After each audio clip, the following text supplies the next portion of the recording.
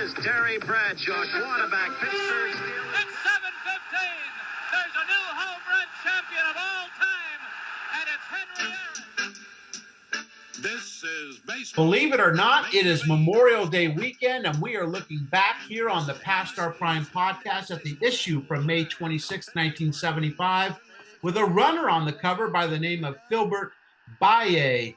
He had just broken the record for the mile. On the cover with him, a guy by the name of Marty Liquori, one of the greatest milers in U.S. history. Marty will be joining us in just a little bit. Looking forward to that. More on that race, the Dream Mile. But first, let's say hello, shall we? I'm your host, Scott Johnston, joined as always by my two other hosts and good friends, Marky Mark Hoffman and Billy the Kid Mahoney. What's the latest with you two guys? Hey, if I'm Marky Mark, who's the funky bunch? That would be me and Bill. Yeah. Okay. Get it right. Yeah. And you really are funky. It's right. The Funky Bunch. You know, as many of you may know, Mark and his wife Mara and his daughter Caitlin lost their house in the Palisades fire over 4 months ago. I think I told you this, Mark. On that Sunday, the fire was on the 6th, I think a Tuesday, right?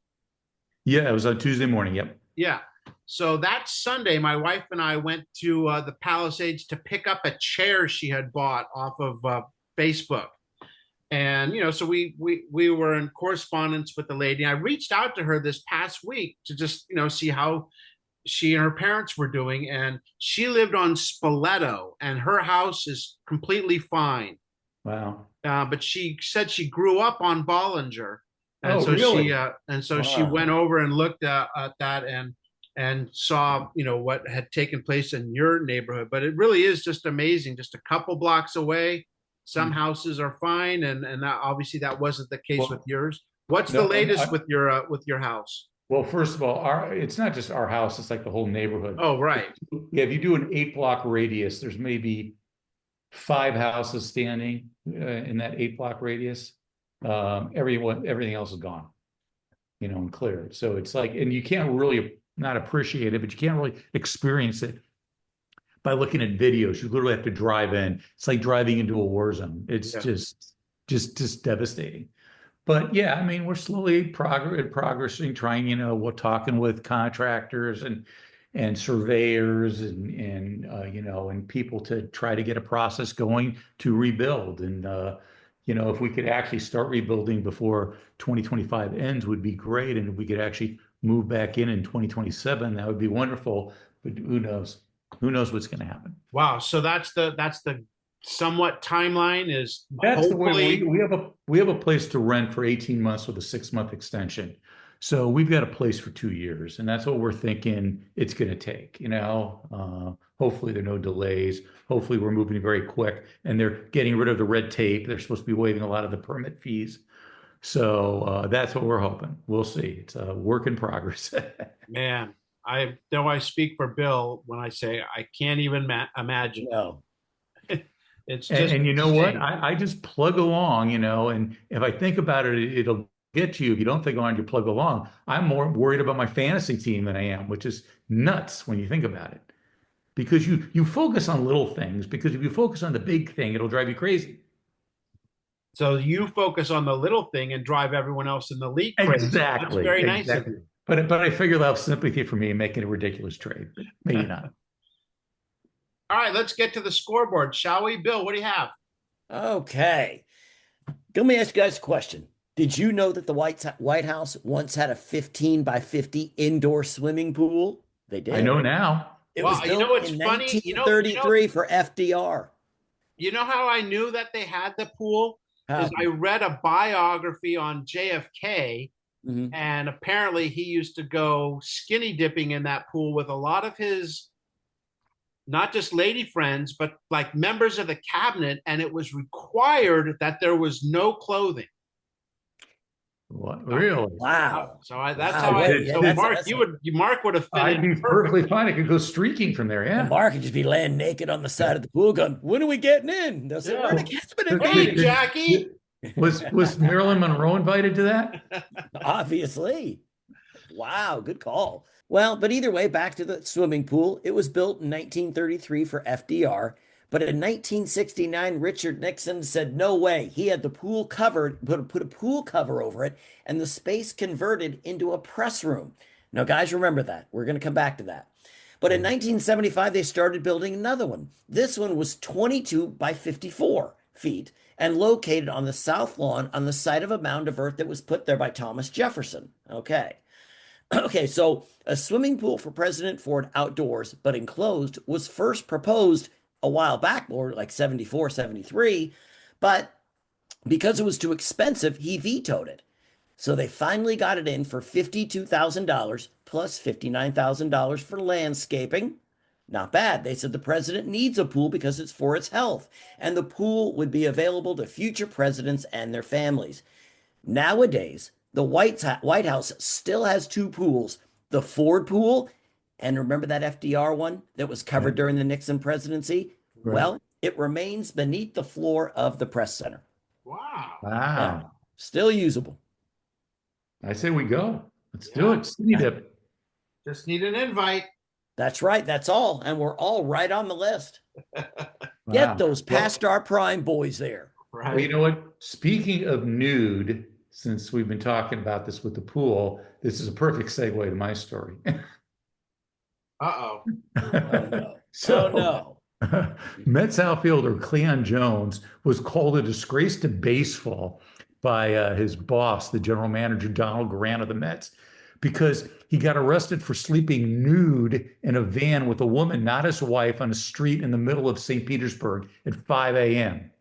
He got an indecent exposure charge, but it got dropped. But you have to remember, he's not like sleeping in the middle of the street. It's inside a van. But so Grant wants to fine him $2,000, 4 times as much as it's ever been assessed before, and to apologize in public to everybody. You know, if this happened today, it would just be buried or whatever. Yep. But apparently, like Grant kept, Cleon insisted that this girl was in trouble, and or he found her and they just fell asleep in the van. That was it. There was no hanky panky going on here. But Sports Illustrated came to his defense and said the Jones should not have to be submitted to this treatment where they have to do a press conference and apologize. And Grant wanted him to apologize to his wife. Could you imagine today them doing that? Not a chance. They'd bury that thing. And Well, now you get the union involved, you get the Yes. agent involved. Oh, absolutely all that not. stuff. Yeah. They said it, Mark. Well, they said it goes to the head coach of the Purdue football team, and his name is Alex, I guess, I hope I'm pronouncing this right, Agassi. Anyway, not Agassi, Agassi. And he said why he didn't recruit in California. He says, any kid who will leave that wonderful weather is too dumb to play for us, which is probably why he wasn't very successful at Purdue. Yeah. He's too dumb to coach. Yeah. That's a good point. Yes, he was too dumb to coach, no question. Right. And today it's like, if you're a California kid, they're like, get me out of here. I don't want to pay all the state taxes here. I'll go play in Wisconsin or some other place. Right. I'll go to Texas where there are no state taxes. Just about anywhere. And better nil. I got one. Gordie Howe asked by a French-Canadian sports writer if he was bilingual. All pro athletes are bilingual. They speak English and profanity. Hey, I majored in that. Yeah, yeah. That's a shit thing to say. I would. All right, that gets us to our cover story. A record goes bust. Jim Ryan set the world record in the mile 8 years ago in 1967 with a time of 3 minutes, 51.1 seconds. Tanzanian sensation Filbert Bayi breaks the record by a tenth of a second at 3:51 flat. But getting to Kingston, Jamaica may have been more difficult than his record run. He flew from Africa to Rome, Rome to London, London to Montreal, Montreal to New York, and finally New York to Kingston. Took him 23 hours to get to Jamaica, just 48 hours before his race. The Dream Mile, as the race was called, had their best milers of its time, including former and current Villanova stars Marty Liquori and Eamon Coughlin, both of whom were on the cover as they trailed Bayi in the race. And as we've talked many times on this show, track and field back in the 50 years ago was a big, big deal when it came to the world of sports. Yeah, you do all the runners. I Yeah, mean, I they were everywhere, and they just kept coming one after another. And when there was a big track meet, it was on TV all the time. Nowadays, it's put back on a cable channel, and you have no idea who's even in it. exactly. And I mean, they had 36,000 fans show up in Kingston for this Jamaica Dream Mile. I mean, that's a lot of people for track. Absolutely. And Yeah. I just And if you can't get think, over the fact they're doing 350 miles. I'm just saying, when you see the runs that these guys had and how fast they were going, it's Mhm. just mind blowing to me. The record was 3:51, and now the all-time record is 3:43. But That's that was it. in the 90s. No one Yes. broke that since. So I wonder Right. if, there comes a time where man just can't better Right? himself. Yeah. Exactly. I think of it this way. When you're on the freeway and you're driving 65 miles an hour and you're looking straight ahead and all the cars are going 65, no big deal. But if you're a passenger and you look to the side as you're going 65, 70 miles an Yeah. hour, things just go whizzing by you, Yeah. And so that would be the same as if you watch these milers and they're all running basically the same pace, it looks kind of like, wow, they're kind of fast. Yeah. But Right. if you put, me in there next to them when I was running like an 8-12 mile, I mean, they would they'd be like, oh, Yeah. that was Scott, as they just zip right Exactly. past me, the mind can't even fathom how fast these guys are. Right. And I just don't know how because we've all run. How do you get to that? I mean, I don't know how they can train you to that point. And you go, well, I'm going to run on Tuesday. And then 6 months later, you're at, you run 8 miles, whatever you said, 8:12. And then 6 months later, you're running a 4 minute. That is unbelievable to me. It is. It is. The race lived up to the expectations, and as they went into the last lap, both Cogman and Liquori tried to pass Bayi. Liquori explains, I thought both Cogman and I were going to beat Bayi, but what happened was we both began trying to pass him at the same time, going around the second to last turn. I had to get out in the second lane, and when I tried to go by, Eamon bumped me with an elbow. That made Liquori go wider than he had hoped. And in a race like this, that can be all the difference. Bayi beats the competition and sets the world mark. Yeah, and Bayi had that thing where he would always take off really fast. And I'm sure that changed the tactical plan for all these runners when a guy at the start just zips out of there and you know that he can keep that pace. Right behind Bayi was 25-year-old American runner Marty Liquori, one of the most decorated milers in U.S. history. And he started turning heads way back when he was at Essex Catholic High School in Newark, New Jersey, one of only 4 high schoolers to run a sub 4-minute mile. From there, he went to Villanova to run under Hall of Fame coach Jumbo Elliott, and as a freshman, qualified for the 68 Olympics in the 1,500 meters. And he was ranked number 1 in the world at that distance in 1969 and again in 1971. His most famous race probably came in the spring of 71 when he beat another great U.S. runner, world record holder Jim Ryan, in the Dream Mile and went on to win the 1,500 at the Pan American Games later that year before setting an American record in the 2 mile that summer. 2 years later, he really started to hit his stride when he set the American record in the 5,000 meters twice in an 11-day span. A broadcaster, business owner, guitar player, this man does a little bit of everything, and he does it all rather well. Marty Liquori joins us now on the Past Our Prime podcast. Thanks for joining us, Marty. Well, it's a real pleasure to reminisce. Marty, tell me about that run against Filbert Bayi that you had in Jamaica in 1975. How good was Filbert?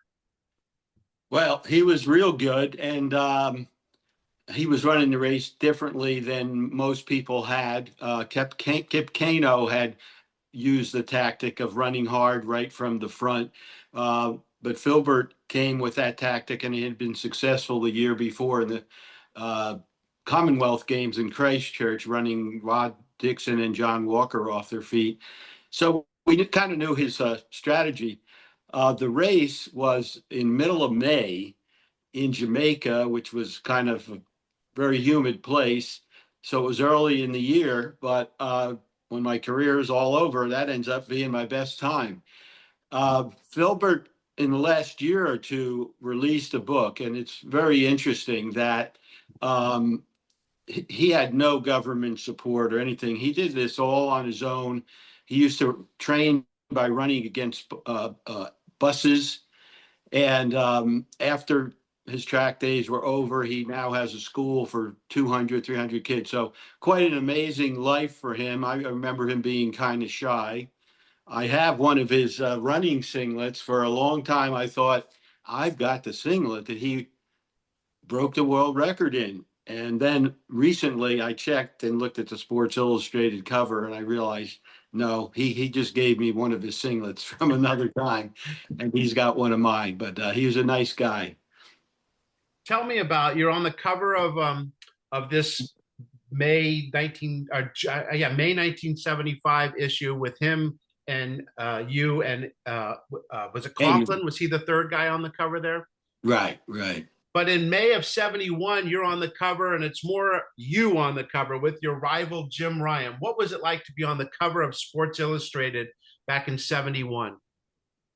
I think it's probably hard. The guys today get a lot of publicity, especially during the Olympics, but track and field occupied a different place in 71 and in the 70s, partly because Jim Ryan was so great and had been setting the world records.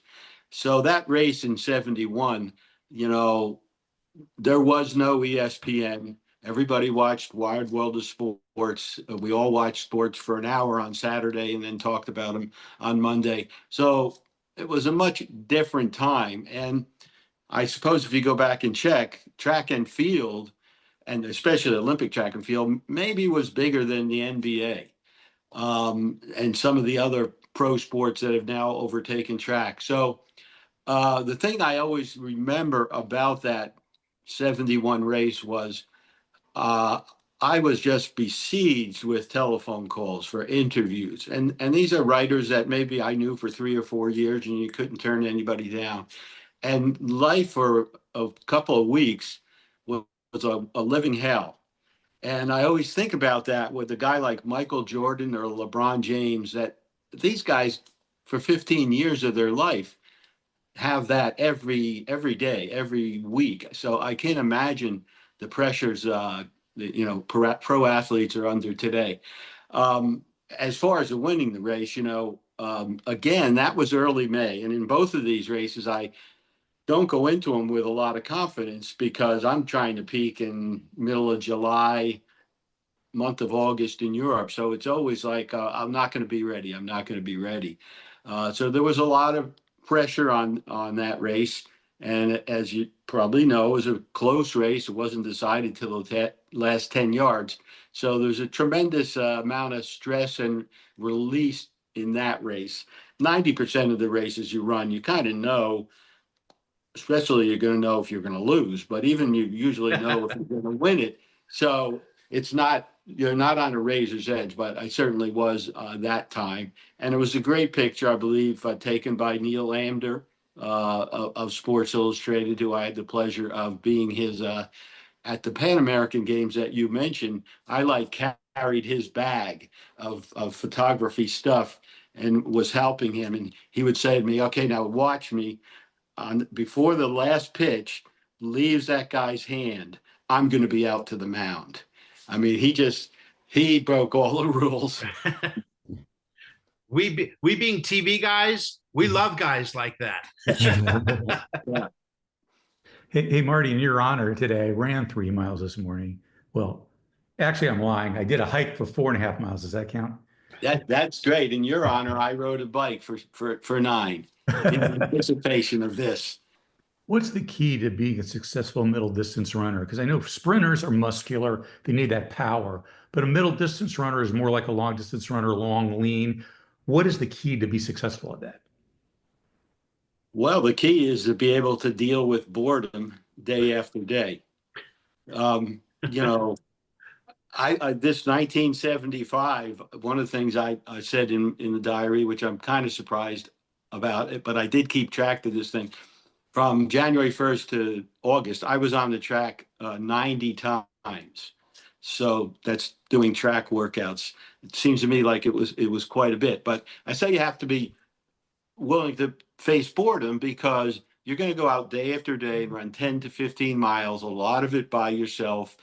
And you have to think that that's the most exciting thing of your day. And I think for a lot of people in third world countries, that's one of the edges that they have. They don't have all the distractions that we Americans have. You might see Kenyan runners, they are in a camp, they go out for a run, they come back and eat some breakfast, they sit around and talk and go over races that Kip Keino ran or Bayi. They know the history of running. Then they run again in the afternoon. Then they come maybe take another nap, and then they run at night. And as an American runner, you kind of have to isolate yourself and make your daily run the thing you look forward to because you're so damn bored. But if you've got an exciting life where you're taking phone calls and you're making deals, or you've got 5 kids that want to play with you, that makes it hard to get out of the house and go do 20 times 400, which you have to do.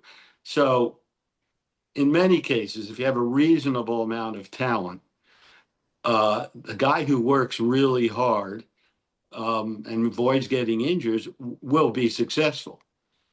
Now, that said, I will say, when I was 25, I probably prided myself at being successful because I'm such a hard worker and a smart racer. But then you start to realize, oh, my father lived to 95 and he had a pretty good heart. And my grandfather was a pretty good runner. And you start to realize all those guys who said, well, I can't do it because I got short legs. You realize you were also kind of blessed with a body that adapted to this. Recently, I've been thinking, because a lot of the guys who are over the hill like you guys, that's not an insult because you're the ones who made it up. We just don't really want you buying into it. But Yeah, that's exactly. fine. Yeah. But a lot of the guys that were running with me who didn't do as many hard workouts, they're getting hip replacements and they're getting knee replacements and stuff. Mm. And I have had none of that stuff. I still play softball twice a week, and I'm a star because I have rotator cuffs. And the other guys who played softball all their life, they have to throw underhand or they have to play first base. I was blessed with a good body in a lot of ways. A lot of people think they will dwell on the 1 or 2 injuries that I had that came in a bad time, which would be Olympic years, when I was really pushing too hard. But overall, I had a Jeep type body. I wasn't a Ferrari. I could just, hold up under the stress. And Jim Ryan too. Jim Ryan's son interviewed me a year or 2 ago, and he really knew his stuff in the background. But one of the things I said to him was that I recently saw some of the workouts that his father did, that Jim did. And I said, and now I know why he ran so much faster in high school. His workouts were unbelievable. Nobody today would ask a kid to do that, but I think his coach, Bob Timmons, having been a swimming coach, thought it's okay to do 50 hundreds in the morning and come back in the afternoon and do only 10 quarters. He just worked so hard and he held up under it. Marty, how did you get your start? When did you start running, and how did it come about that you took up running? Yeah, running found me. I went to high school and I thought I was going to be a basketball player and a bowler. I was in New Jersey. We did a lot of bowling. And I had been a pretty good baseball player. But I went to a school of 2,000 boys. And somebody said, if you're going out for basketball, the coach likes you to go out for cross country. I had no idea what it was, but I did it. And I wasn't real good at first, but by the end of the season, the freshman coach pulled me aside. He said, look, you're not going out for basketball. All those kids are here on scholarship. And even if you did go out, I would tell the coach to cut you. So I started running, but I do think in retrospect, I was coming out of grade school and I was a very frustrated guy because you had ball hogs in basketball and you played baseball and the kid they put in right field was going to drop every ball in the 9th inning, Nice. So I was very frustrated with team sports. So if I'd been introduced to tennis or any individual sport, I think I would have really followed that up. My high school coach in 1966 was a 4-minute miler. And almost everybody on our cross country team got a scholarship to a Georgetown or a lot of them went to Georgetown, Villanova, Holy Cross. So it was like, if you just stay on the cross country team, you're going to get a college scholarship. And I mention that because your next question is probably going to be, why didn't some high school kid break the 4-minute mile for 30 years? Mhm. I think part of it was that the incentive for high school kids was taken away because the scholarships were going to athletes from outside of the United States who were more developed or maybe 2 or 3 years older, and the college coaches went for those kids. So the incentive, you couldn't say I never said to high school kids, bust your butt because you'll get a scholarship to college. I would say, bust your butt because you'll get accepted to a college that you might not have gotten accepted to. Scholarship is probably not realistic, but running and being part of a group in college, all those things are, worth striving for. But you're thinking pie in the sky if you think that UCLA and USC are going to offer you a scholarship if you're a 410 miler. I do quite a bit of running. And when I look at a 4-minute mile, my God, I just shaking my head the whole time talking to you. But you were the third U.S. high schooler to ever break 4 minutes. How was that feeling back in the day? And did you know you could do that? Well, just again, as I said, I had Fred Dwyer, who had run 4 minutes and 8 tenths in the 50s. And so I forget, I just read the other day about some coach, and he said, well, so and so is going to run this. And he, pretty much nailed the guy's time within a couple of tenths. So coaches know, if they've been a runner, they know from workouts how fast their guys can go. And I would know that. I only trained 1 or 2 guys, but I always kind of knew where they were in the scheme of things. So I had him telling me I can do it. Another thing I had, which I think the kids for the next 30 years didn't have, Fred Dwyer had connections. I went out to California and ran against Jim Ryan and the top guys in my senior year and ran like 4:01 and 4 1/10 and had those opportunities. A lot of things were right for me.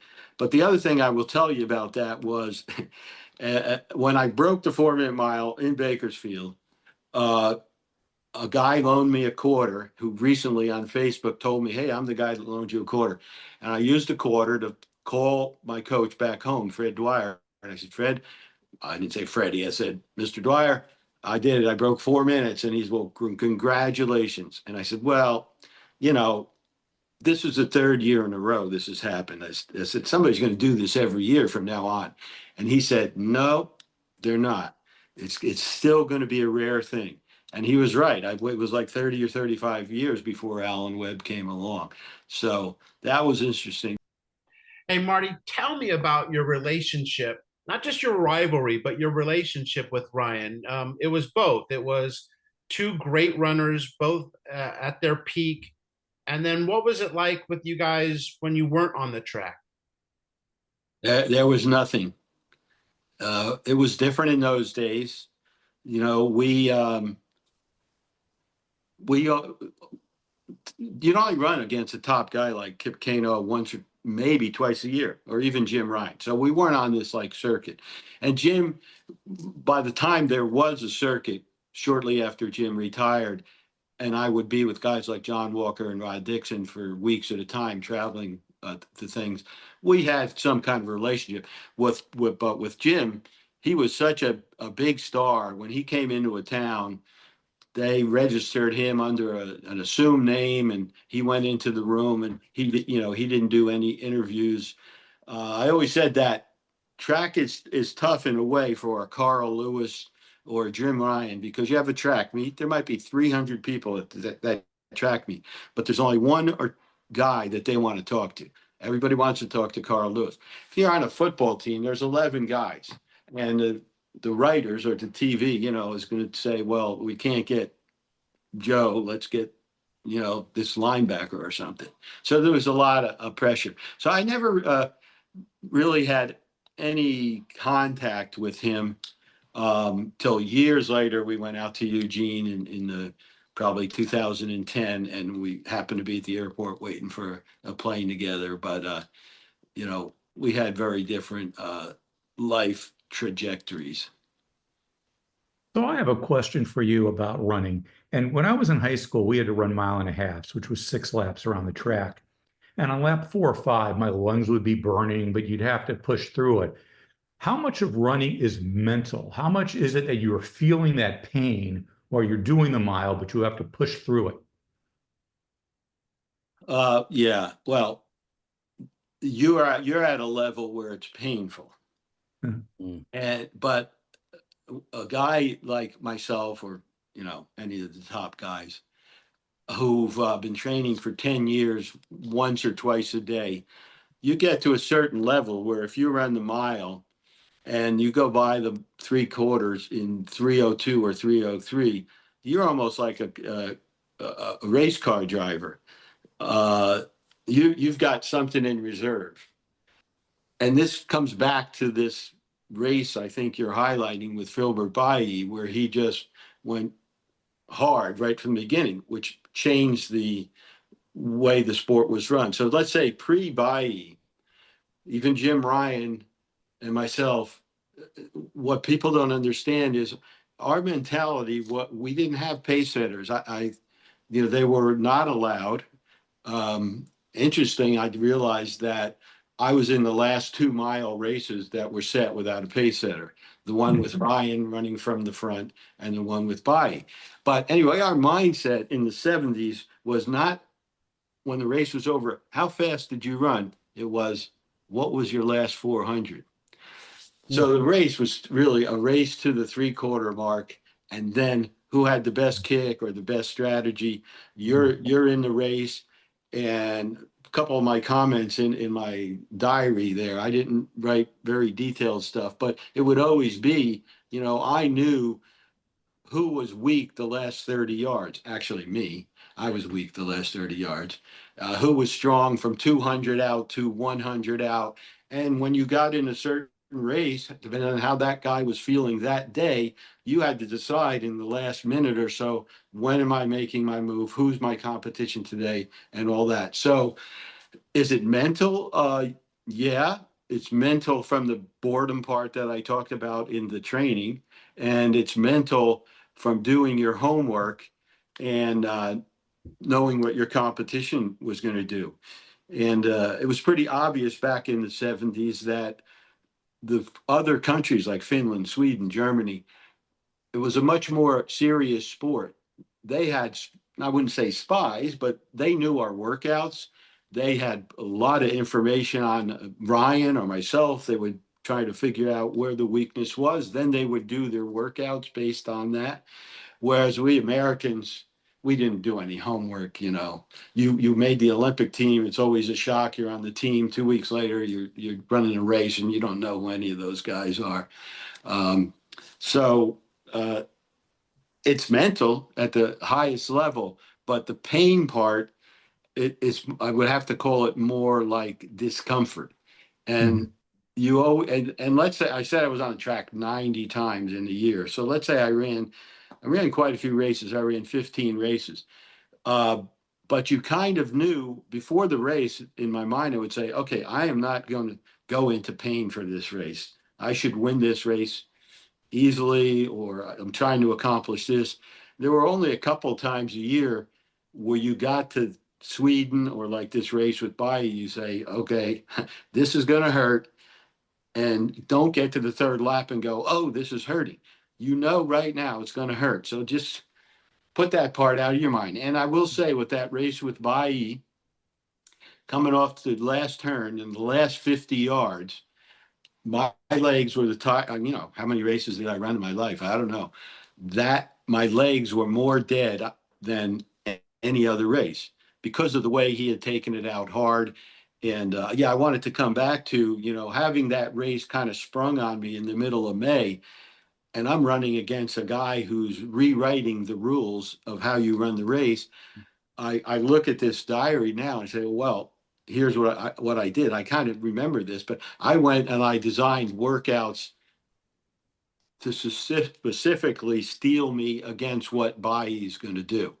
You don't have to work on your kick because you're not going to be out kicking him at the last 200 meters because he's going to be so far ahead. You have to design a workout that you're going to be able to run really fast on the second lap and then just hang on for two more. What Bayi, I think, knew, and most Africans were smart enough to know, is that they could, because of being born at altitude, they could recover from oxygen debt faster than we could. And that's probably why they're so good at the steeplechase.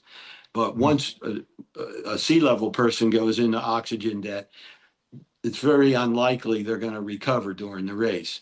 Whereas Africans, whatever, I don't know the whole scientific reason, they know if they get you to bite and go out hard with them, then you're not going to have your kick at the end. Did you feel in that 75 race that I mean, at least I read in the Sports Illustrated magazine that you had said there was some tactical problems that you felt that you had made. Do you feel you should have won that race looking back now, 50 years later? Um, yeah, it's a tough question. I do know that the tactical error I made was I ran wide on the last turn. Eamon Coughlin and I were, running side by side. So I ran a few extra yards. So I don't know what it is if you run in the second lane. And let's say he beat me by 10 or 15 yards. He probably, if I didn't do that, he might only beat me by 3 yards. So that was a tactical error. Um, would I say that Marty Liquori has the ability to run faster than Filbert Bayi ever did? No, he had a better, system.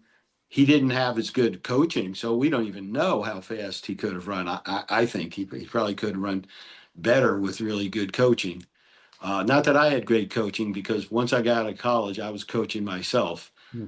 So that was a tactical error. But there weren't that many good coaches in the United States. And I was in Europe every year. I knew what workouts Walker was doing, so am I going to be coached by a guy who wasn't a runner himself? Or, Bill Dellinger could have been an option, and Pete Peterson's, but they were on the West Coast. So the younger guys don't, it's hard to explain to them what our mindset was. In 75, I've got a business going. I am the announcer for that professional track thing. I'm flying to Pocatello, Idaho one weekend. The next weekend, I'm at the Penn Relays. I'm flying around. We didn't look at it. We weren't really professional athletes. Never had a massage in life. 'Cause some young guy was interviewing me, and he kept coming back to. So you guys ran 100 miles a week, and you ran that hard, and there was no money involved. And I'm like, no. Yeah. We got a college scholarship, and after college, Jumbo Elliott said, "Oh, okay, you graduated, get a job and start a family." And I'm like, no, Jumbo, I can still, see the world. But, and it's in 68, when I made the team, my feeling was this is a shame because in 72, I will have been out of college for a year and I won't be one of the top guys. We just didn't. Ryan was maybe one of the first guys that had somewhat of a career after college because he was so great. He had some support, but there's so many other guys that, maybe were fourth, fifth, sixth in the NCAA that had no support and, faded off into the sunset.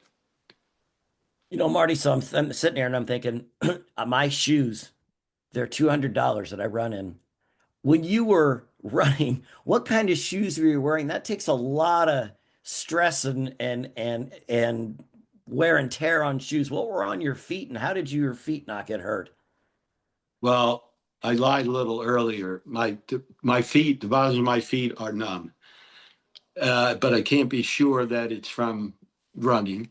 Could have been from some chemotherapy I had years ago for leukemia. But the first good pair of shoes I had were hush puppies. Remember those gray hush puppies with a sponge sole? Yeah. So that was like great after the conversation. So yeah, we had some terrible shoes, and I designed a shoe for Brooks called the Villanova because I was at a trade show and they had this shoe that they made in Puerto Rico, and I said, "Do you know how good this shoe is for $19?" And I said, "You just have to do a few little things here." And so, they hired me to help them design the shoe, and it got rated #1 by Runner's World, and that was a great thing. But yeah, the shoes were really bad. I haven't seen these new super shoes up close, but I'll take the word of coaches who I respect who say they're worth like a second a lap in the mile. Um, and that's just progress. You spent $200 for a Yeah. pair of shoes. Of course, when I retired, I had quite a few pairs in the closet. But I just spent $29 for a pair. And the pair before that was $14 because all this foam stuff that they're adding is pretty Yeah. much the same as the $29 shoe that's on sale. So, I want to go shopping with you. well, it makes me laugh because one of the reasons I founded Athletic Attic was we were seeing that people bought Florsheim shoes, let's say, for $100. Mm-hmm. They couldn't wait to get them off when they got home from work, and they wanted to put on their $19 Adidas shoes or Brooks. Nike wasn't around, and we thought, well, people want these comfortable shoes that don't cost a lot of money. Well, now it's reversed. I could get those Florsheims for probably $70, but a Hoka for $189 or something. I don't quite understand it. I can see there's a lot of work in them and a lot of different materials, and got to get used to prices. What fell out of my diary here was a ticket to that race against Ryan in '71 at the King Games, and the price of the ticket was $2.50. So we're over the hill. Yeah. You guys sell T-shirts? Exactly. You got We merch? should be. I Yeah. think my wife bought me a bicycling shirt that's something about like, I didn't think at 75 I'd be killing it on the bicycle or. Yeah, that reminds me of that maybe you've heard this joke. What do they call old runners? Cyclists. Ah, yeah. Well, Marty, my stepfather still rides bikes at 83, and he doesn't ride them, man. He races them. He just Yeah. did the Palm Springs 100. Right. He is, his legs are like rocks, and he races with guys that are in their 20s. And he'll tell me, he goes, we just go riding a little bit. I tried to ride with him, and I'm in fairly good shape. The man is out of control. He can, Yeah, I'm sort of, I'm 75 now, and I remember when we used to pass the 60-year-old guys that were just like maintaining, and I'm like, Mhm. okay, I'm that guy now. Mhm. But I switched to cycling because I was traveling a lot, and I'd go like 7 or 8 days without running. And now you come home and you want to run. Well, the first day you do a mile, and then you do 2 miles, and then you get up to 4, and then it's the next weekend, and you go and you take another 3 days off. Whereas with cycling, you could take off for 2 weeks. You come home, say, okay, I got 3 hours. I'm going to ride for 3 hours because there's not that, same thing. And then you also realize in the afternoon with running, you would, be limping around, and with cycling, you go, oh, did I ride this morning? Oh, I wanted to get back. So he races. I did race masters cycling, off-road stuff for a while, and I was pretty good, Yeah. but I could never kick with the guys who had been doing it all their life. So I was never going to win a race. They would just sit on me, and no matter what I did, they came flying by at the end. So that wasn't a good one for me. That's why I started playing the guitar, because it doesn't matter really how old you are, you just keep getting better. We are speaking with Marty Liquori, who has been inducted into at least 6 Hall of Fames. You know, Marty, after 4, we lose track. Okay, so including I sat down one day and tried to figure him out. It's probably more like 16. I mean, the latest one was, it's called the Academic All-American. And they called me about 2 years ago, would you come to Vegas? We want to induct you into the Academic All-American Hall of Fame. And I said, okay, what are the criteria? And they said, oh, you have to have a 3.0. And I'm like, yeah, I don't know if I had a 3.0. And I said, what do you think it is that I did that I belong in this Hall of Fame? And I also, first thing I said was, well, you know, I've been out of college for 50 years. And they said, well, yeah, we didn't have the Academic Hall of Fame until 1982. So you're going in there with people like Billie Jean King or Bill Bradley, people who were in college before we had this thing. And so I said, okay, well, what do you think I did? And they said, well, it's stuff you did off the court. And the one thing that they mentioned was that I had been a spokesperson for Team in Training. So I did realize that they kind of did some of their homework. And I was a spokesperson for Team in Training. It's kind of interesting because after I said I would do it, like 6 months afterwards, I found out that I had a type of leukemia. But before that, I'd always struggled with the fact of, people idolizing people because they could run fast. I thought, this is silly. Okay, so I ran fast. What did that do for society? And then when I got involved with the Team in Training and I saw, oh, I can get 8,000 people to run the Rock and Roll Marathon, based on me giving a talk and all that. And in a way, we sort of, we really changed the numbers for like childhood leukemia, going from, they went from raising $2 million a year for charity to $70 million through this Team in Training. So I finally came to grips with the fact that the running thing wasn't just, some silly ego thing. I mean, for many years, it was just, I'm going to get a free college education. That sustained me for the first 4 years. But then you get to be 27, 28 years old and you go like, well, why am I doing this? There's just an ego. So the bottom line is sometimes celebrity, even if you're not a fan of celebrity and you don't understand why people feel that way, it can be used to, accomplish some good things. So I think it's really important no matter what age you are, whether we're 75, 65, 55, 45. I think exercise or some form of cardio or exercise is so important in life. I mean, would you agree? Like you are riding bicycles now, it's your form of cardio, it's your escape mechanism. People that stay active, that's what allows them to live a longer life. Oh, I mean, there's no question, and we're probably finding that out more and more now. Yeah, I play softball with a guy. He's 89 years old, and he still hits well. He runs okay, and he doesn't miss fly balls out in the outfield.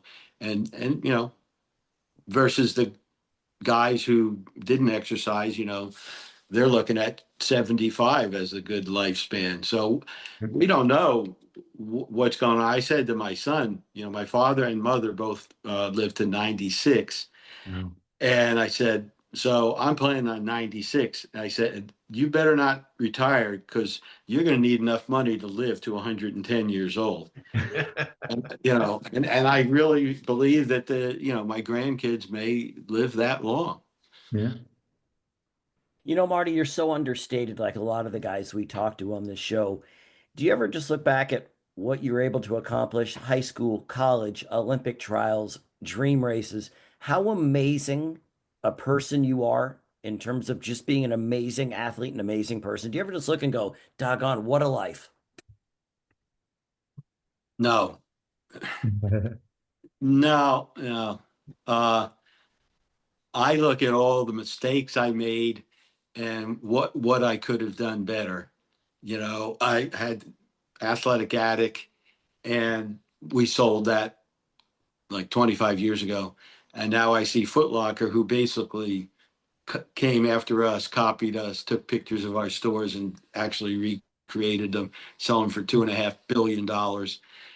You know, people will point those things out, but I have such a list of so many of the silly things that, you know, I didn't do, or business deals I didn't do, that I, I laugh about.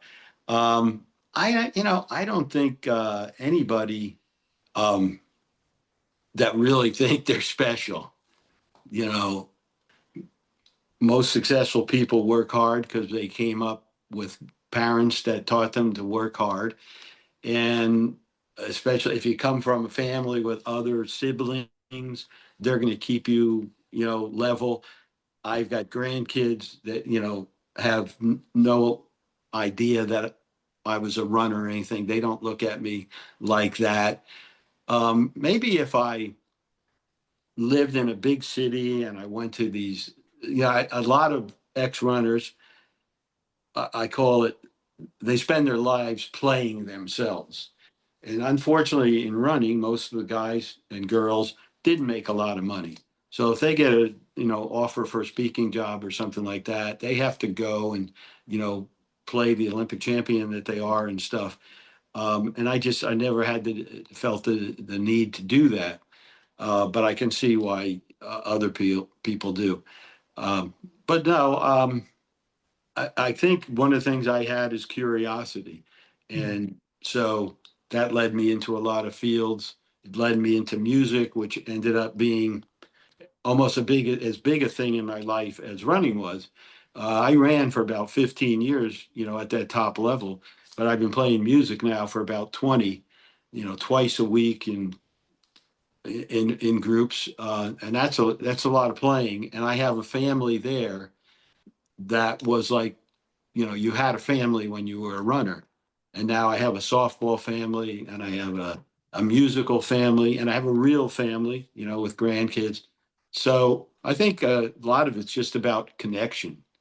And that's what I'm always looking for. Although everybody would say I'm an extrovert. Yeah, I am an extrovert that likes to, you know, be part of a group that, you know, cares what happens to each other. So we do a segment here on the show called the trivia segment called 50-50. I'm going to give you a 50% chance to get a question right, true or false. Very simple, okay? No math. Okay. That's what I Bill want people, always says. Yes. so I always like to go to the IMDb page for our guests just to see if they did anything. And you are listed as TV announcer in a 1985 movie called On the Edge about a middle-aged long-distance runner who's going to do a grueling marathon. And the lead actor in that movie was Bruce Stern. Right. Trivia question, true or false? Bruce Stern was actually a middle distance runner in college. And he got kicked off the Penn team because he wouldn't cut his sideburns.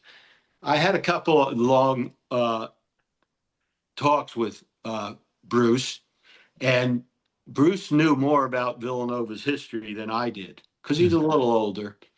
And, you know, in every one of his movies, there's a scene of it's written into his contract that he has to have a scene where he's running. So sometimes he's running for a bus or some, you know, short thing. Um, but I had some interesting talks with him, and he, you know, he used to run a lot of 50-mile races back before they were popular. So yeah. Oh, the movie. Yeah. I Huh? went out to shoot the movie. I never, and Bruce was not there. My thing was, I think they were having, was a couple of things about it. A friend of mine who happens to be black, he said, "Hey, I rented that movie that you were in, On the Edge." He said, what the black actress's name? Pam She, Grier. Pam Grier was like my childhood idol. And, you know, she was in the movie, and she and Bruce Dern had. I said, "What are you talking about? Pam Grier was not in the movie." with all the sex scenes and stuff? He said, yeah. So there were two editions of that. And actually they re-edited the whole movie and took Pam Grier out of one that you could get at Blockbuster and one you couldn't. So they brought me out there, and we went to a television station at like midnight, and we were going to work till 5 a.m. And they had this script of stuff I was supposed to say. And about the, third or fourth line in, I said, guys, I wouldn't say this stuff. This is, goofy stuff you got me saying. And they're like, okay, just, ad lib it. So whatever's on there was just like ad libbed. I went on YouTube and I found the movie, by the way. And yeah, you're in a little studio with another TV guy, and they're asking you questions about all the runners in the race and stuff. Yeah, yeah, yeah. But the better story was I made a tape about, how to jog. And we're shooting it in Santa Monica along the Palisades. And I'm running on the grass median there, and I'm talking to the camera. And there's some guys across the street that are in the shot, which I had seen these guys at the hotel that morning smoking cigars and having breakfast. But now I see them again in our shot. And at one point, I said to the camera guys, I said, look, I got to go to the bathroom. I'm going over to the bathroom shack there. And so I go in, and it's one of those deals where the urinal's there and it's open. There's no window, it's open. And these guys are out there talking, and I hear them say, Vito, it's not your territory. Carmine's getting mad back in New York. We got to do something about this. Okay. So I go back out to the camera guys. I go, hey, did you guys see Blow Up? Because we have 3 mafiosos in all our shots. We throw the camera into the car, and we got. That's great. That's great. Man. Marty, you I mentioned, started believing in the mafia. Up till then, I believed in Sure. the mafia. and that's how you got into the Italian Hall of Fame. Yeah, me and Tommy Lasorda. Well, there's another story. I have a very. I played for 10 years with a saxophone player who played with Dizzy Gillespie. He was from Miami. He's a very well-known guy, and he was involved in the cigarette boat stuff where, they had cigarette boats, and they loaded them with marijuana. And they had one boat that was built, and it was all gas tanks. And that was the first one that would come in. And then the Coast Guard would chase that boat until the Coast Guard ran out of gas. And then when they ran out of gas, they radioed the other 4 boats, said, hey, the coast is clear. So I said to my friend, because I knew he knew, I don't know if I should say his name, Don Aronoff, who was a world champion cigarette race boat guy. I said, Ben, who killed Don Aronoff? He said, well, he made the mistake of selling the police a boat that was as fast as the one he sold to the drug guys. Lesson learned. Yeah. Hey, Marty, you mentioned your guitar playing. Yeah. And how that's been such a part of your life on this last chapter you've been going for the last 20, 30 years or so. As we say goodbye, do you mind playing us something and telling us about that journey that has brought you to where you are now as a guitar player? Yeah. I was playing the guitar when I was in high school, and Freddie Dwyer came to my parents and he said, your son's got a talent for running, but he needs to stop going out and playing on Friday nights before the meets and stuff. And he could probably get a college scholarship. So when my parents heard that, it was like, all right. So I put the guitar away for 35 years, never touched one. And then my wife bought me some music lessons, and I just fell into it. Somebody heard me play and said, do you want to play at our restaurant? And I said, oh, okay. And then guys started stopping by, like this famous saxophone player. And so for like almost 20 years, I had 4 or 5 piece bands 2 nights a week until COVID hit. And then this restaurant, which was the oldest restaurant in Gainesville. Really, the guys were old and they closed it. I just haven't gone back to that. And now I play a lot with a woman singer during the day in memory care facilities or retirement homes, because those people are the age that almost everything I play was written before I was born. So they know the old tunes. That's my audience, and it's been a lot of fun. Wonderful. Let's hear some. Okay, well, imagine I have a band backing me up. This is kind of a Django type thing. It's called Indifference. It's a waltz.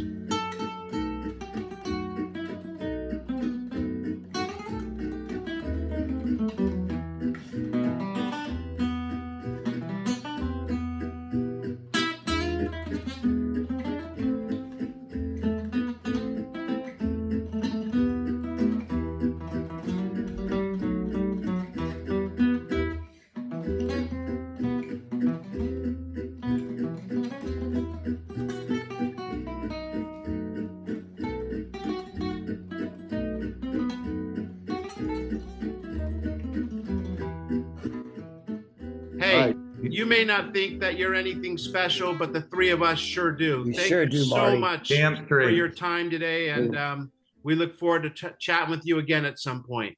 Well, all I have to say to that is a famous quote. You can fool some of the people all the time. Marty, you're the best, man. You're awesome. Marty Liquori, everybody, Right. on the Past Our Prime podcast. Thanks, Marty.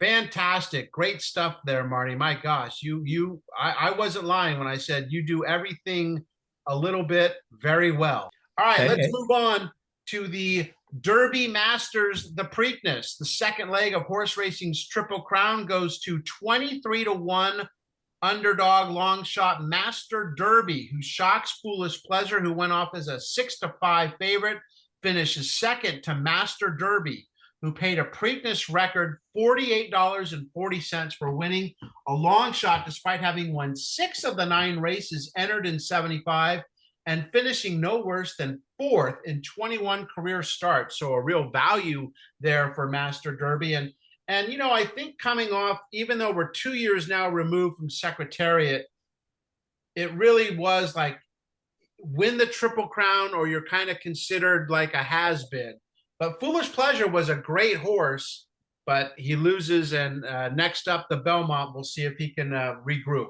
Well, there's the great picture in the Sports Illustrated where you can see how, the Master Derby actually went to the outside to allow Foolish Pleasure the chance to try and catch him. So it's a great sportsmanship, and it looks really tight in this picture. But obviously, Master Derby holds on for the win. But Yeah, he also, and what was it? Vasquez, he did file a complaint on that. He filed a claim Did you against see that? the Yeah. horse because he said it came out too far, but they didn't go anywhere because they said it didn't impede the race. All right. Let's talk little ABA hoops, shall we? Now comes finger licking time. It's the 8th year of the Red, White, and Blue Ball League, and the Kentucky Colonels have been one of the better teams during those 8 years, but they've never won it all. That might be about to change, right, Mark?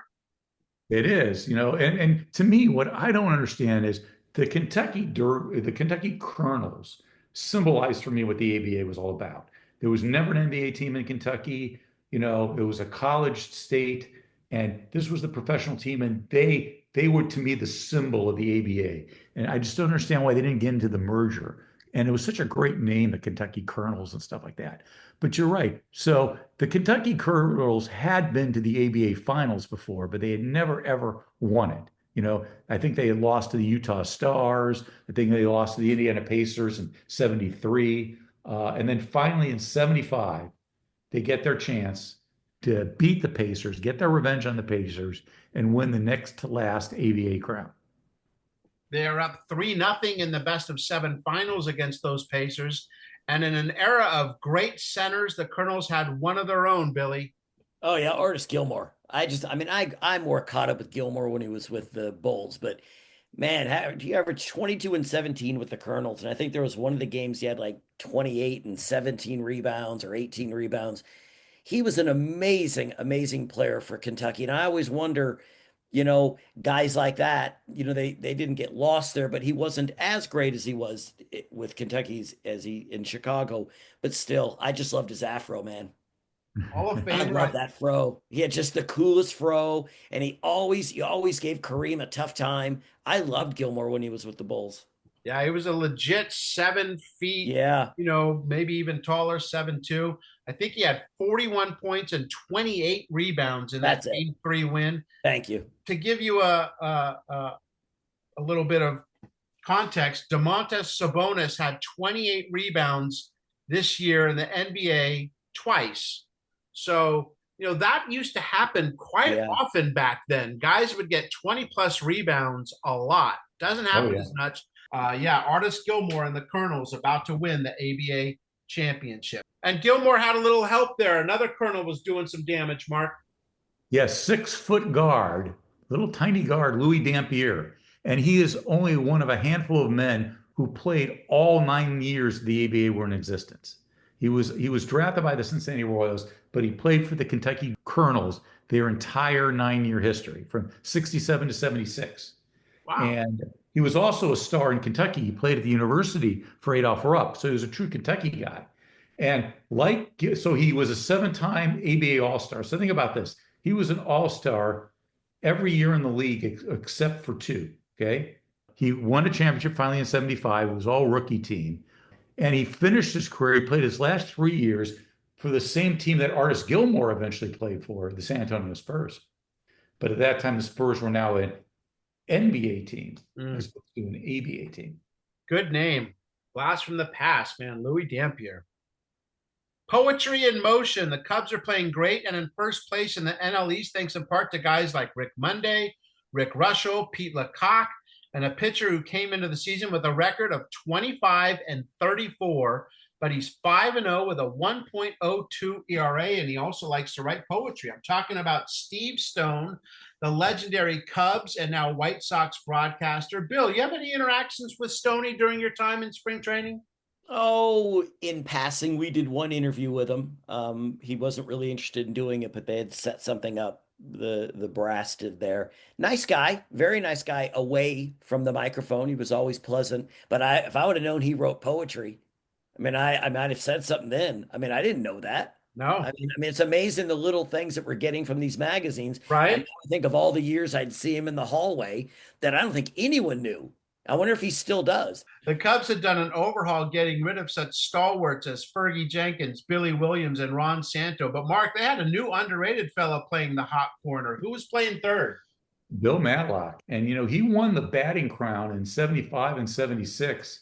But following the 76 season, when they started free agency, it was considered that was the start of free agency. He wanted a multi-year contract. He wanted to be paid $200,000 a year. But the team owner, Philip Wrigley, said, I will trade him to anyone foolish enough to want him. So it's considered one of the 5 worst trades in Cubs history. He went to the San Francisco Giants for Bobby Mercer, Steve Ontiveros, and a minor league pitcher. And after he spent a few years with the Giants, then he went to the Pirates. Right. He was on the We Are Family World That's Series. right. Yeah. He was.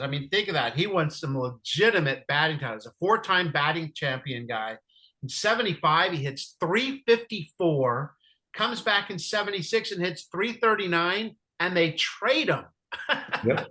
Because he wanted $200,000 a year. But didn't they also trade Lou $200,000 Brock at a time too? Yes. This is considered one of the 5 worst. Lou Brock is considered the worst. Yes. Exactly. But can I talk about one guy in the Cubs? He's just a masher, and you guys don't talk about him very much. Yeah. Yes. Don Kessinger. One of the few guys, remember, he was player manager, but Don Kessinger, back from 72 to 1979, he hit 5 home runs total. Mind you, there were Juan Marichal, Tom House, and Floyd Bannister, but in more than 7,600 at-bats, he hit 14 home runs. Wow. In this day and age, he wouldn't sniff the field. Well, I guess Nicky Lopez does, but if he wouldn't, Yeah. Boy, yeah, Don Kessinger, he was also... Other than, I think he was right before Pete Rose and he was player manager. I remember the 1969 Cubs really well, and Kessinger was the shortstop. Glenn Beckett was the second baseman. Those are the top of the order, and they had Ernie Banks and Billy Williams and Ron Santo, and I remember that. And that team was a really good team, and they blew a huge lead that year, and the Mets caught them and ended up going to the World Series, the Miracle Mets, and Miracle beating. Mets. So, Yeah, those were the years that the Cubs always found a way to lose. yes. Yeah. Those were the years.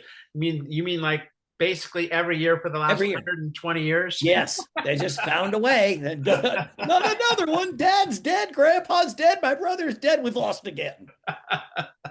The Cubs had finished this season. They're off to a hot start, but they finished 75 and 87. And our boy Steve Stone, 5-0. He finished 12-8.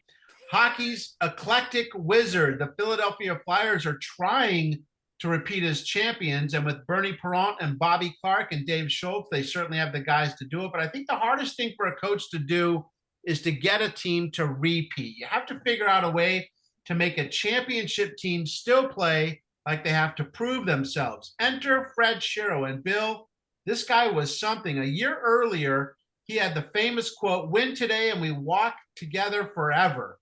But this year he had another quote that was kind of helped them, spur them to victory. That's right, from Doug Hammarskjöld. He said, "Only he deserves power who every day justifies it." Basically, the person in power must continually prove through their behavior and decision that they are worthy of the trust and responsibility they're given. Now, he said that, but a lot of people are saying that was aimed at a specific player, Rick McLeish, who they said performs either really good or really not so good. Through the first two games, though, McLeish had 2 assists, and the Flyers have been able to hold down the French Connection line, who has only 1 point. Things might change, though, coming up in the next games 3 and 4, even though the Flyers are up 2-0. So, yeah, Fred Shearer was an amazing guy. Did you hear that? Read the story about how he met his wife? Yeah, that's great. Teenage gal in like a coffee shop, and he goes, "I'm in love with you. Let's get married." And he never said he loved her again. Yeah. He said, "She knows I love her." I think we should try that out. We should walk into a coffee shop, just approach the girl and say, "I love you. Marry me." Let's get married. She'd call 911. I know nowadays, yeah. You triggered me. He said about saying "I love you," "I know women like to hear it, but I feel like I'm just giving her a lot of double talk when I say it." So he was That's a true romantic. Yeah, he's really going after the heartstrings. "I'm going to tell you I love you once on the day I ask you to marry me. No more. Back off." If anything changes, I'll let you know. Yeah, no more double talk garbage. CBS wins at the races. Both ABC and CBS were in the business of televising horse racing. ABC is somewhat new to the game, and it's a big event on ABC, and that means one thing: Howard Cosell. Yeah. SI, they didn't really appreciate Howard being at the races, did they? No, they said his style was described as the worst aspect of ABC's overwrought approach. Man, you had a second opinion. You're ugly too. It couldn't be as bad as his variety show. You know, he did have a variety show, Howard Cosell on ABC. You know, Cosell was one of those guys that people hated and loved to hate, you know, so they would turn in just to be annoyed by him. But he was Mr. Sports back in the 70s, that's for sure. Now let me ask you, you were talking about how back in the 70s track was the big thing that you always could know the track stars. Remember horse racing when it was really big? Oh my gosh. It's saying that ABC or CBS lost the Derby. It's now going to be on ABC, but they'll keep the Preakness and Belmont, plus they'll televise 9 more races over the next 5 years. Name any race on NBC that's not the big 3 that's been televised nowadays. Yeah, I mean, obviously they have the Breeders' Cup, every year. Yep. But I'm saying the big 3 they do televise. You don't see the Kentucky Oaks. No. You don't see the Santa Anita Derby. But you're right. They used to, you would see the Florida Derby. And yes. You would see, the Santa Anita Handicap. Yes. Those races would be televised. There was all this like prelude to the Derby and such, and there's none of that anymore. Let's talk about one of the most famous baseball players of the 70s, and yet in 5 years of the majors, he won 18 games, lost 33 with a 4.63 ERA. I'm talking about David Clyde. Mark, what made him so famous? Well, okay, so think about this. First of all, in 1973, he's a senior at Westchester High in Houston, okay? He goes 18-0. His ERA is 0.18, which means what? He gave up 1 or 2 runs in 70 innings. He had 328 strikeouts on 148 in the third innings. So this is the most sought-after amateur ever. So the lowly Texas Rangers make him their first draft pick. They give him a $125,000 bonus, which is huge. And then 19 days later, after he graduates from high school, okay, they throw him in a major league game. All this hype, and instead of letting him marinate in the minors for a little bit, they threw him in this. And he had some initial success. But like I say, within 5 years, his career was over. And in this 75 article, they talk about sending him down to the minors so he can try to kind of rediscover himself. Right. Because they're feeling it's a confidence thing or whatever. But it's just, the only thing I can think of, Robin Yount went right out of high school to the majors. He never played in the minors. Al Kaline never played in the minors as an 18-year-old. But these are position players. I think Mike Morgan. Much harder for a pitcher, you know? Right.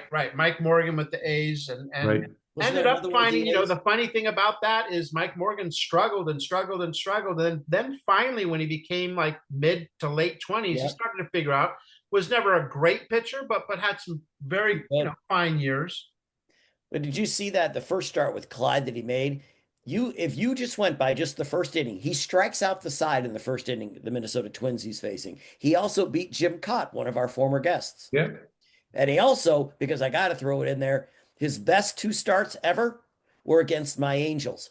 13 innings pitched, 1 run. Wow. So if he just would have, pitched against them all the time, things might have worked. Well, a lot of plate pitchers can say the same thing. Yeah. It's true. But he started, Clyde started at 18, ended his career at 26. Yeah, so he gives up 3 earned runs in those 148 and a third innings in high school. He was supposed to start twice in the big leagues as a kind of a promotion thing and then go to the minors. But the team wasn't drawing and they were really in trouble financially. So they kept him up there as a PR stunt. And he never went to the minors in 75, 4 or 5, I don't think, and struggled. And then in 75, he's in the minors, I think, almost all year. They bring him up for one late start in September, which was a loss to the Angels, Billy. 7 innings, 6 hits, 6 walks. They found but him he couldn't even beat the Angels anymore. I know. When you get to that point, you got to get out. Once he lost, that was the last game he ever pitched. Yes, the Rangers. He walked off the field, never came back, said, I can't do this. Elsewhere in baseball, Bill. Okay, AL West.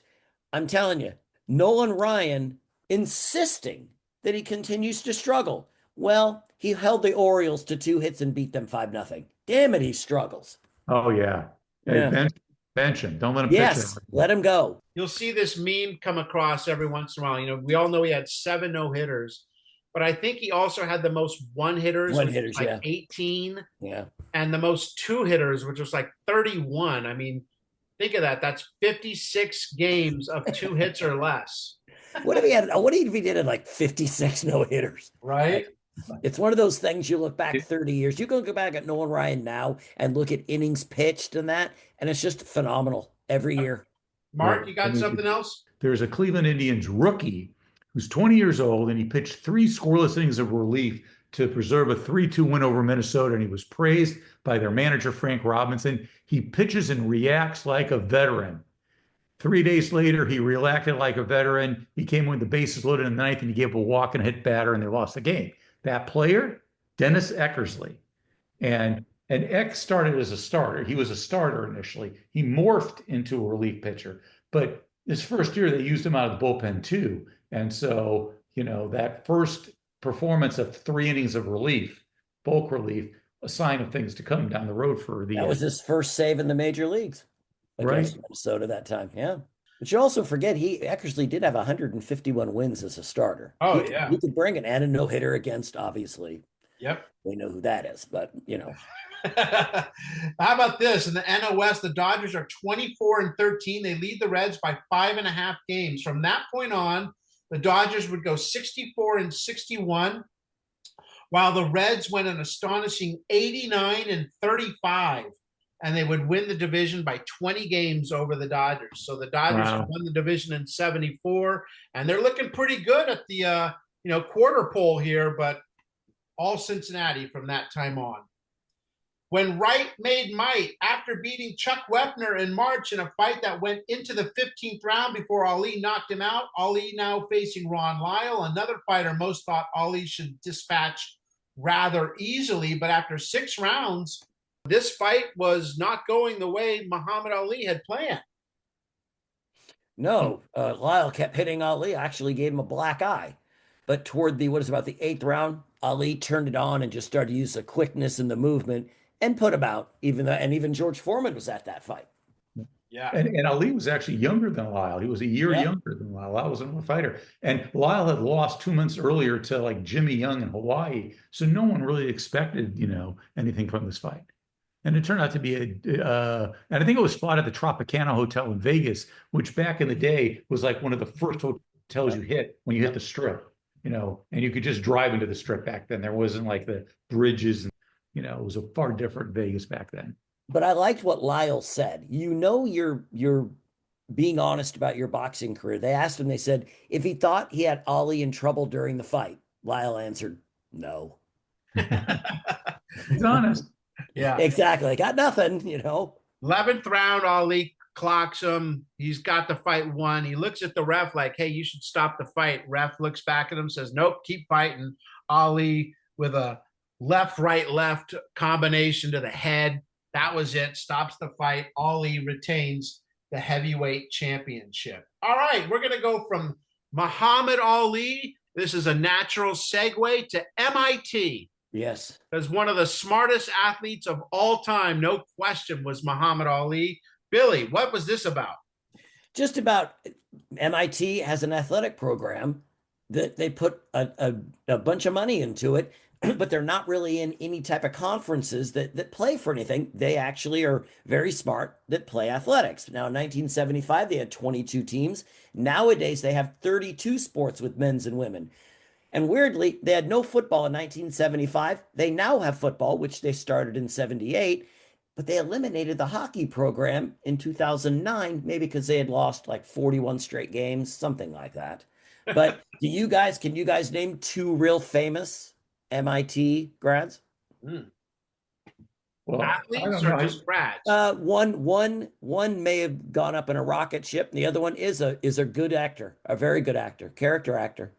Oh, James Woods? Yes. Yes. Oh, yes. Yes, and Buzz Aldrin.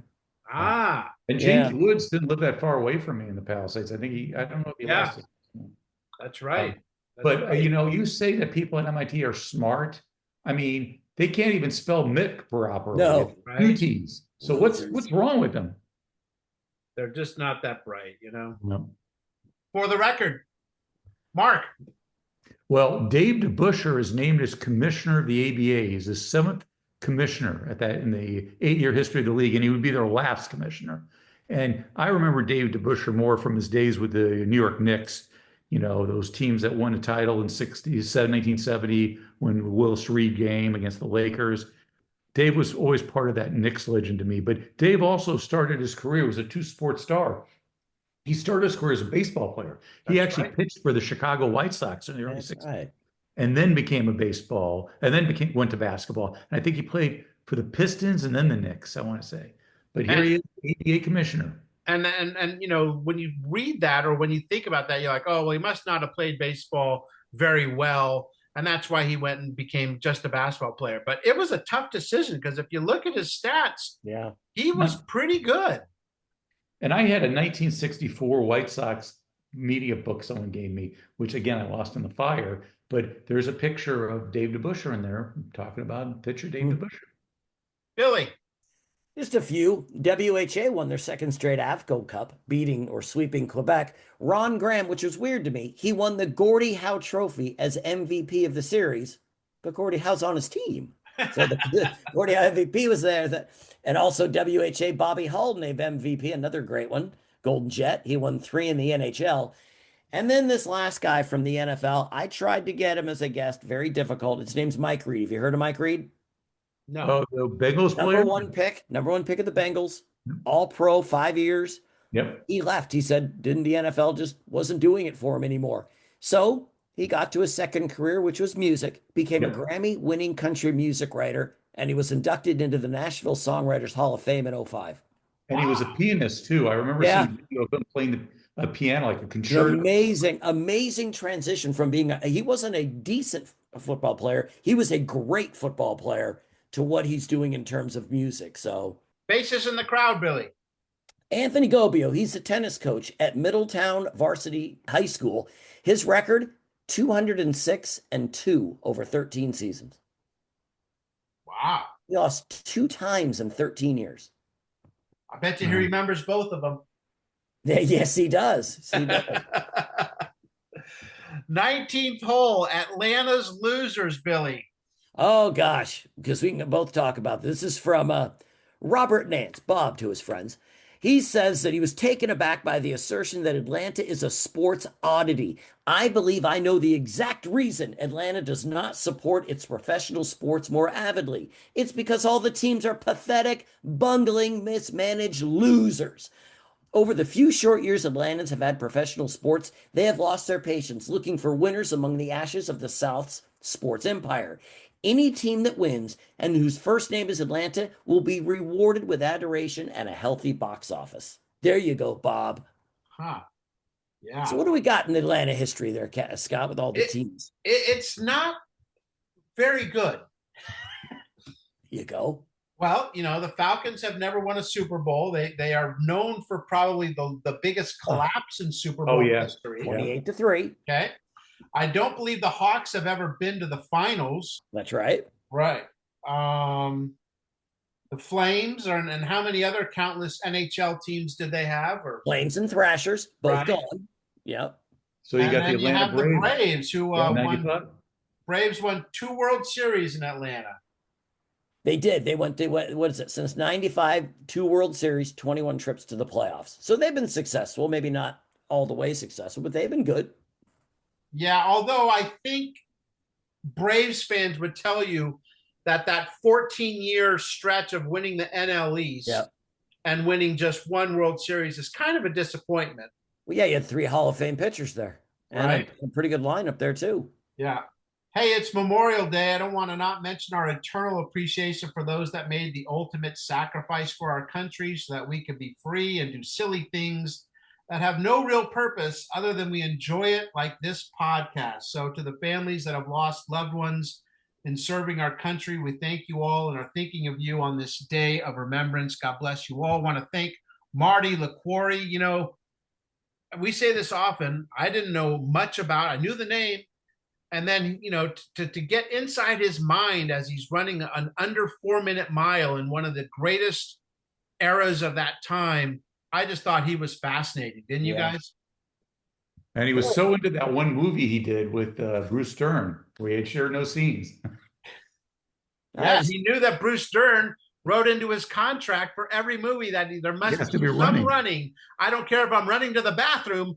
There's got to be some running in the movie. I actually want to start. I want to see his movies and see that. Yeah, me too. I'm going to be ready for that. Every time I see Bruce Stern in the credits, I'll be like, all right, that's it. Next week, Billy Martin on the cover of SI. Can't wait to talk about that spark plug as he was doing what he always did, make the team he managed better. This time it's the Texas Rangers. We'll talk to Mr. Texas Ranger, Tom Greed. He was on that 1975 team with the Rangers. Was their GM for 15 years, a broadcaster for the Rangers, another 20 years. Mr. Texas Ranger, Tom Grieve, to talk with us about Billy Martin next week on the Past Our Prime podcast. For my 2 pals, Marky Mark, and Billy the Kid, I'm Scott, otherwise known as Twigs. We are Past Our Prime. Have a great holiday, everybody.